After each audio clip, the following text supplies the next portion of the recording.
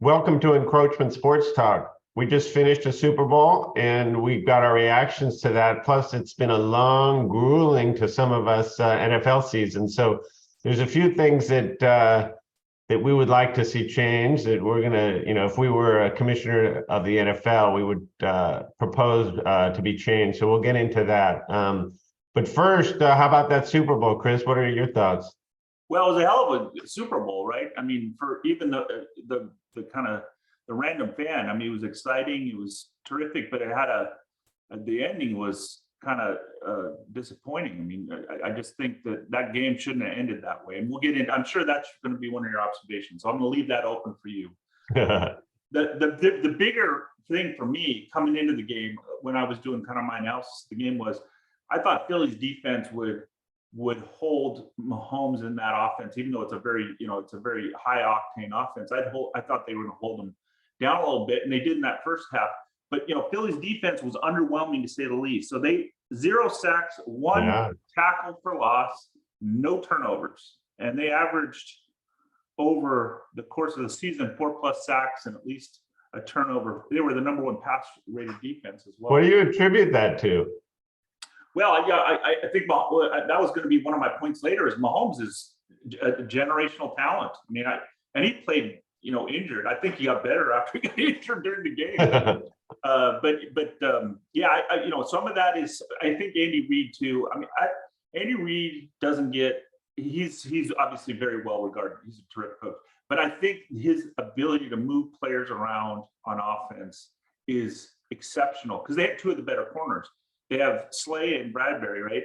And those 2 corners are almost shut down corners. He moved the chess pieces around on the field so well that they didn't, half the time they look lost. And that's very uncharacteristic of those 2 guys. They're veterans and they know what they're doing. So I think it's a combination of, I think the line played really well for Kansas City, the O-line, which, again, Tampa Bay, the reason they beat them was their O-line, failed. Right. Yeah.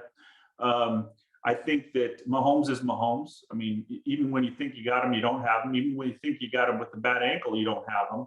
And then you throw in Andy Reid, who can move people around all the chess pieces, and he doesn't have. Yeah. I mean, honestly, those receivers are not scary.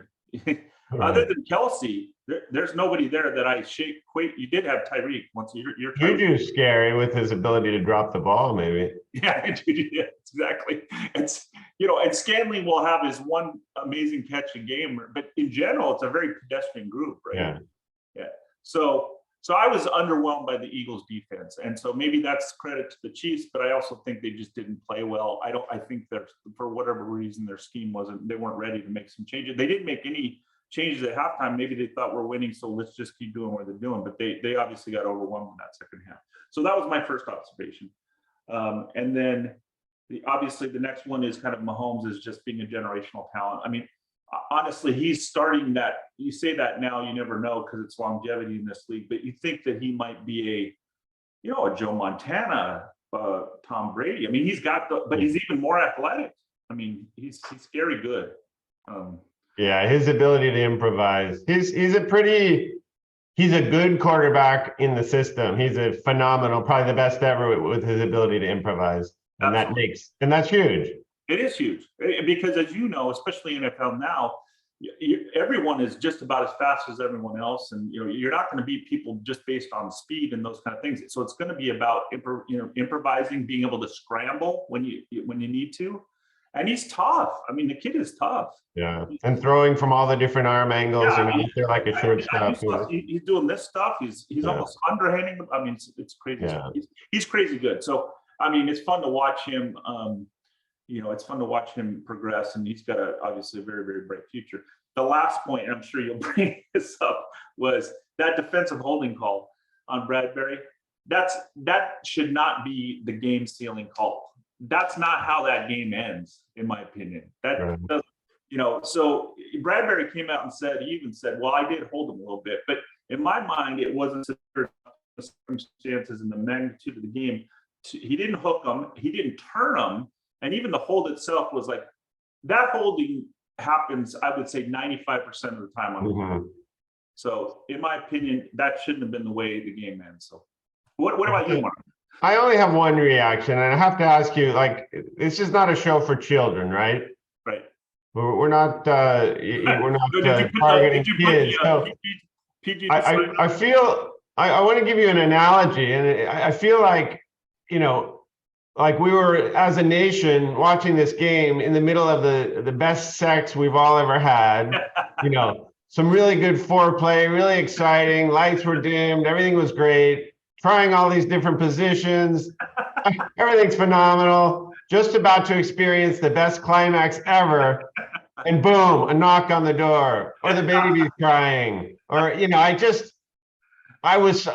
it's all about the finish for me. Yeah, I agree. And we were building up to this classic finish where you know the Chiefs were going to score. It was either going to be 3 or 7, but then the Eagles, Jalen Hurts was going to get his shot. Right. And we were going to see, you know, maybe overtime, maybe a last second, you know, it was just going to be a classic Super Bowl that went down in the annals of history. Yeah. Sorry The Angels are the. It's not a You children's. got too much in your sex analogy, Jesus. Maybe that's not part of it. Depends on your preferences. But, anyway, and I feel like we got robbed of that. And that does go in. I don't have a solution for this, but that's a nice segue into things you would change in the NFL. This is a problem I have in the NFL, and you mentioned it yourself. That happens on 95% of the calls. By the book, that was defensive holding. He grabbed his jersey and he kept him from, you know, moving laterally, kind of before they focused on the highlight when they were showing the replay.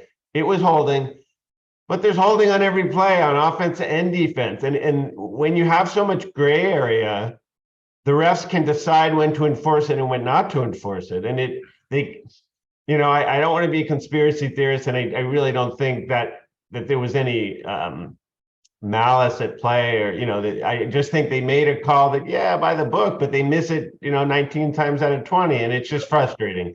It would be nice if, you know, the sport were clean to where it's black and white. You either held or you didn't, and they make that call. And again, I don't know how you solve that. It's like traveling in the NBA, but at least they're not going to call traveling on the last drive of a game, you know, to end the game. So they should have swallowed their whistle there, and I think it would have been appropriate. So yeah, so I agree. I think so. The word you're looking for is anticlimactic, right? And it really was. And the other, it reminds your whole analogy was hilarious, but it reminds me of in that movie American Pie where the dad walks in, right? So so yeah, it was. So you're saying having sex with a pie is like the best experience ever? Well, when you don't have any other, you know, preference. For him, for that kid, yeah. For that kid, it was going to be outstanding. Remember, the music going and everything else. So, so the dad walks in, and we all get kind of, we all lose the ability to see what the rest of the show would have been.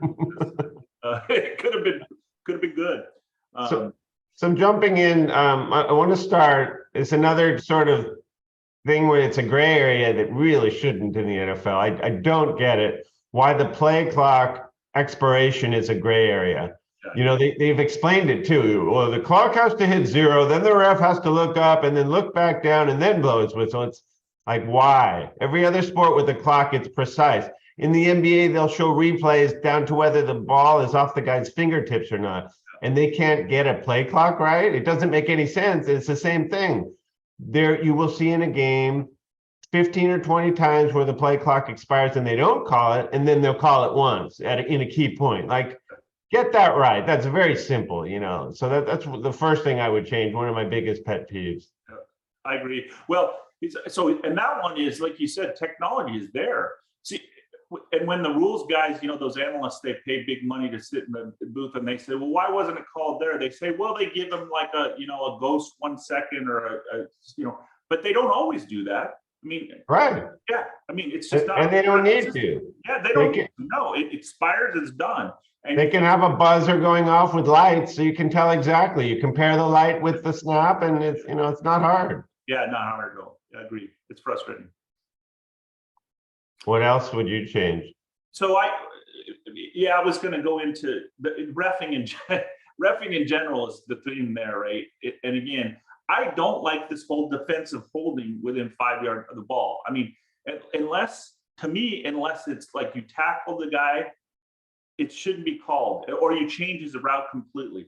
But it happens, if you watch, it happens, as you said, 95% of the time. You can call it 95% of the time, or more maybe. And I just think it has to be, I think they have to solidify what that means, because defensive holding has become so subjective that it's frustrating. And that defensive holding is important, because not only is it 5 yards, but it's first down, right? It changes kind of could change. Yeah, maybe it should just be a 5-yard penalty. 5-yard penalty, yeah. Why the first down? Unless, again, maybe if you tackle them, it's a pass interference at that point. But they got to figure that out somehow, because I think that's just too subjective, in my opinion. Yeah. Speaking of refereeing, I like the replay assist. We touched on it a couple shows back when we were talking about the playoffs. I like the replay assist, and I think that should be in play during every game, because every NFL game is important. There's only 17 games in a season. You lose one, it'll keep you out of the playoffs, So it's not hard to quickly overturn egregiously missed calls, and they should do it. And so I think I would love to see the replay assist. I don't think football is not like baseball, where they have an issue with games being too long. People love football. If you're a fan, you'd love to see 4-hour games. We spend our whole Sundays watching anyway. So I don't even think it would take much more time, but even if it added 10 minutes to a game, get it right, I agree completely. That replay assist was really a great addition for all the things that they don't do right in reffing. I thought that was terrific. It shouldn't be just the playoffs. They should use it throughout the season. Yep. And then the other one that kind of showed up more to me this year, Mark, was the whole practice issue. So they slimmed down, as you know, they slimmed down the preseason and they added a game. But the first 2 or 3 games looked really sloppy to me, So it's that trying to find a counterbalance between enough practice and the union being okay with, injuries and all that kind of stuff, and too much practice. But I think that first couple weeks was really, it was a subpar, product in my mind. And yeah. I pin the blame of that on the coaches. They're probably right about it, but they don't play their starters until maybe one half of one game out of all 3. And they are putting a priority on health over early season results. And I mean, look at the Bengals. Look at the Niners, look at the Bengals. They both started out pretty poor, and then just kept winning. So, you like to jump out of the gate quick, but the health is important. So, I mean, I don't know there's anything in the rules you could change. It's really the coach's decision. I don't want to go the way of the NBA, where you fine teams for not playing players during games, the whole I don't. But maybe, like, for instance, they do that spring thing, and then they do something in the summer, the training stuff. Maybe you have a little more focus on a quality product. There, I don't know the answer, because I know what they're trying to balance. But I did notice, from a fan's perspective, those first 2-3 games they were not pretty. I mean, and they were hard to predict. My hope, when I'm a Dolphin fan, as you could tell by the Tua helmet right there. Yes, exactly. I always hope we get the Chiefs next year in week 1, because we might get a substandard product Chiefs team and pull an upset. So yeah, exactly. You have to hope for the best there. This time of the year, it's another one that I just don't get. I don't get why they don't have, they have free agency starts on a certain date. I think it's March 15th or whatever the date is. They should have that with coaching hires. I just feel it's very unfair to coaches that are still in the playoffs, that other coaches can be hired at that point. I know they changed the rules where you can now talk to them, but like, if I'm a team and I have 2 candidates, one is a coordinator who's still in the playoffs in the Super Bowl, and another is a secondary candidate, but I'm not sure if I'm able to if I want to wait around for that coordinator who's in the Super Bowl, because I might not get him. So I'm just going to cut my losses and quickly go with the bird in the hand and take the other guy. And, I just don't get why they don't have, and it's also not fair that some teams are able to get their coordinators in place and start planning, 3 weeks earlier than others who have to wait till after the Super Bowl. So why not just wait, have a free agency date for coaching hires? Yeah, It that's just a doesn't great make idea, sense. Mark. And I think that's really important because it will level the field a lot. Like for instance, you just saw Eric Bieniemy. He's going to go be an OC somewhere. Eric sleeping with the enemy? Sleep with, In light of the theme for our show today. Yeah, that's right. The sleeping with the apple pie, actually. Anyway, but no, I think one of the reasons he had a hard time finding a place, and that was a lateral move kind of, is he's always in the playoffs, deep in the playoffs, right? So, I mean, it goes to your point. Maybe he just didn't get the opportunity to really, to interview with those things. Yeah. So anyway, I agree with you 100%. I think that's an easy fix too, right? Right. So mine is, you're gonna look, this is old school. This is not your dad's NFL. Okay, things have changed. It's looking more and more like flag football. My dad's NFL had like the players had one bar on the helmet. Exactly, with a tooth hanging out here and blood, everywhere. But so and there's reasons for that. We all know that, player safety and concussions and all that kind of stuff. So we get that. But I'm really getting nervous about, from a fan perspective, about how they define like the strike zone for tackles. Like you can't go low, you can't go high. How are you going to tackle it? I feel terrible for these defensive guys. I mean, flag football. They should that Pro Bowl was phenomenal. The flag football, 7-on-7 flag football, where they score on every drive. It's great. Yeah, talk about no defense. Jesus, but we're heading that direction, and I don't want to go too far that direction. Honestly, I mean, one of the beauties of that, it's the last of the, in my opinion, the last of the real gladiator sports, other than my bull riding that we talked about long ago. But it really is one of the last of the gladiator sports. And let's not dilute it so much that it loses all of its character. So let the guys tackle, and so don't put so many, like for instance, I don't know what roughing the passer is anymore. Do you? I really dislike the slap on the helmet being roughing the pass. Yeah, or like you got to make sure that you don't put all your body weight on them. Like if you tell me about that. Yeah, that. How do you judge that? Like, that's where you need replay assist. I think that would come into play a little bit. Yeah, I'm with you.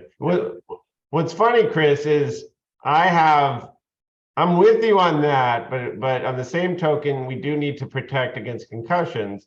Right. Let's not say it, but I have a rule I think would be fair. Is called the Ragdoll Rule. You're not allowed, and this really should just be for quarterbacks because it would just be too hard to enforce in the middle of the field. But you can't ragdoll a quarterback to the ground. You can't throw him to the ground.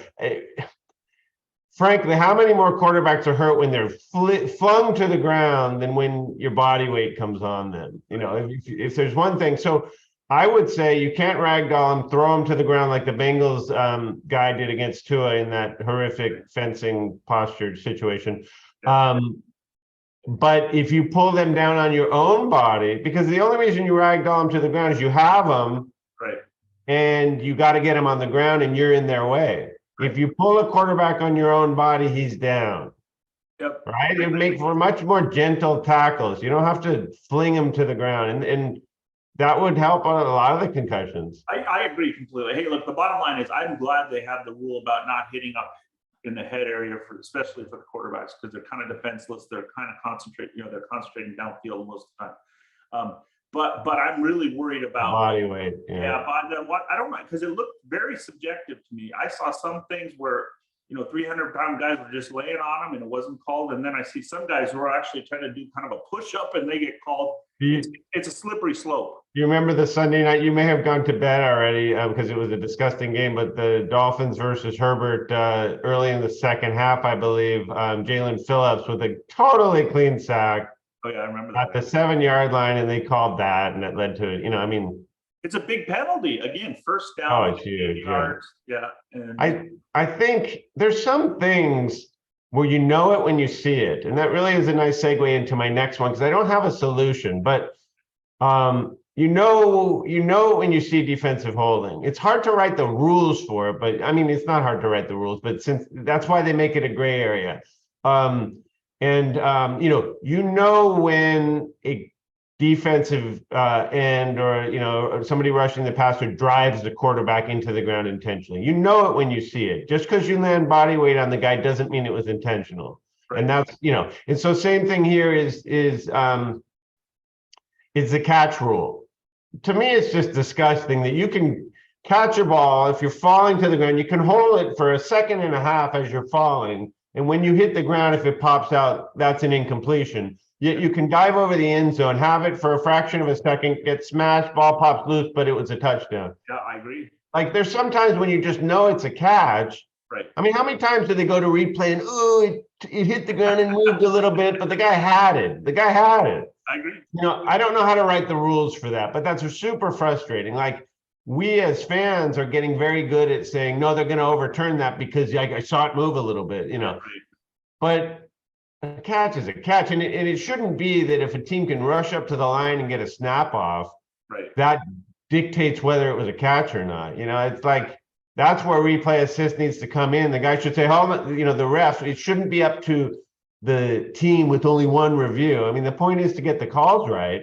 There should be a referee who says, hold on, let's look at that real quick. Let me take a look, and spend 30 seconds. I don't know why they spend 3.5 minutes when we usually see it once or twice and it. Anyway, I'm rambling a bit, but I wish there was something clean, like it when you see a catch, and there's so many times you know it was a catch, but then it gets overturned, and that's frustrating.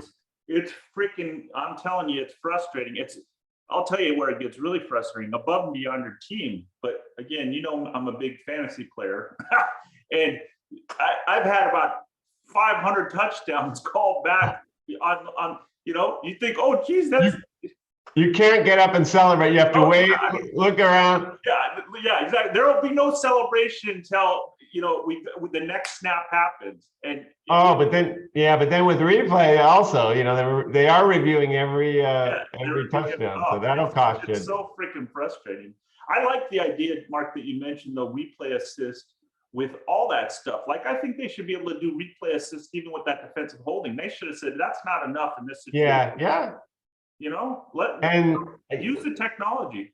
Yeah, I would think in my vision of how that would go down, they would have let that call go as holding because again, by the book, it was holding. But yeah, I'm with you. They like sometimes they call a face mask that wasn't. It just looked like it because the guy's head moved in a weird way, and it just wasn't. Or they don't have a right angle, right? Right. For instance, like the guy in ref that's called holding, even though again Bradbury said he kind of held him, and it did. I mean, he held his jersey a bit, but he didn't turn him. He didn't hook him. I mean, so the ref that saw that was probably right there, saw the jersey getting hold. So he didn't see the severity of it. Why don't you just defer to somebody who saw the totality of the play? He slowed him down by a half a second out of his break. I mean, and maybe Mahomes threw it away, because the ball was about 12 yards overthrown. Yeah. But maybe he would have thrown a ball towards the receiver instead of sort of throwing it away. I don't know, but he did. He impeded his ability to move back to the sideline at the very beginning. He did get his hands on him, and he did impede him a little bit. But again, that was the end of the game right there. We all knew it, right? Yeah. Game over. So So one more rule change I would like to see. They have in many other sports, and it goes back to like the goal line and out of bounds. They should just use artificial intelligence. You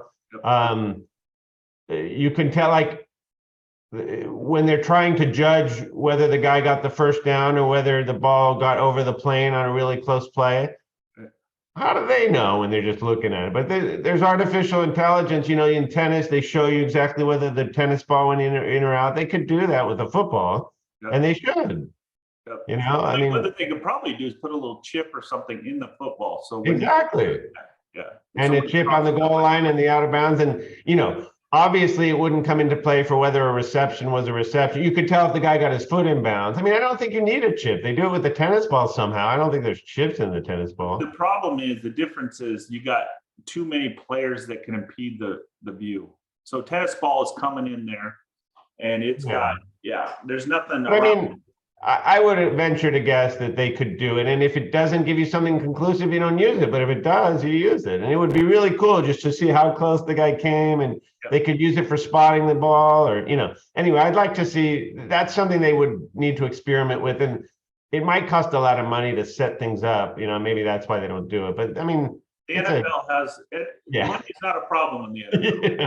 A lot of things are, but money is not one of them. They are printing money. So Yeah, they're printing. You got any other beefs with the NFL before we close the chapter on this season? No, I guess I always like to be somewhat positive about things. The NFL does one great thing that no other league does, and I got to give them credit. And it changed the whole dynamic.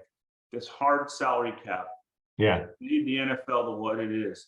I mean, you can go from, you remember the Rams, they went from worst to first back when they were in St. Louis. I mean, no other sport does that. I mean, the hard cap makes all the difference. You don't get a luxury thing, you don't get to spend like. It's not just the hard cap, but it's the revenue sharing, right? Yeah, exactly. Yeah. So it's like your ideal petri dish sports league, right? Every other league, you don't share revenues. So you've got these big market teams who've got huge amounts of money to spend, and they're like, no, we're not going to spend half of that money. We want to spend more. So it is the perfect sport that way. And you also have such they could do it in the NBA, but since there are only a handful of players on the team, if you were to hard cap, the whole Larry Bird rule where you can go over to keep your homegrown superstars, there's some balance where you want to keep your homegrown superstars, whereas in football, the only guy you really, really care about keeping in football is the quarterback, and so there's so much other money going to the other positions, and as long as you're winning, you don't care who's there, But yeah, the NFL has a great advantage that way. I mean, it really does. I mean, I think for all the downsides to it, I mean, that was a great structure. It is funny how they don't factor states with no state income tax into that mix, That's a good point. Yeah, because that is when players are making decisions, they do make. That's one of. So it's frankly not a hard cap. I mean, it's hard, but it's not an even cap for every team. No, and players want to go. I mean, it's not perfect because players also want to go to big markets and they want to go to teams with traditions and all that kind of stuff. Okay, so where do players want to go? They want to go to no state income tax, right. Warm weather. Right. Nightlife, yep. Big market, yep. And sports history. That's the Miami Dolphins. So why doesn't that team win? Did you get a check from the Miami Dolphins this last week? Jesus. No, I'm just wondering why they don't win, right? Yeah. Why can't that team win? I know, but Tyreek came down there. So, people are getting it. Well, that was a trade. Yeah. Well, no, they do get free agents, Ndamukong Suh. I mean, yeah, they get free. I'm just saying, why can't a team with every competitive advantage at their disposal not win a playoff game this century? Well, you come into my shoes. I've never won a Super Bowl. But try to sell a guy on, hey, by the way, it might be 40 below zero and 8 feet of snow outside your door. Exactly. That's my point. You have reasons. You have good excuses built in. But anyway, we digress. We could talk forever about the woes of never winning a Super Bowl in our lifetime. Yeah. But we will be closing the chapter. We'll take a little break from football and talk about some other sports in the upcoming. Some good stuff is coming up. We got the NBA. We got March Madness. Probably better do that. Yeah, that's a big one coming up. Awesome, Chris. Well, thanks for another great show, and we'll be back soon. Sounds good.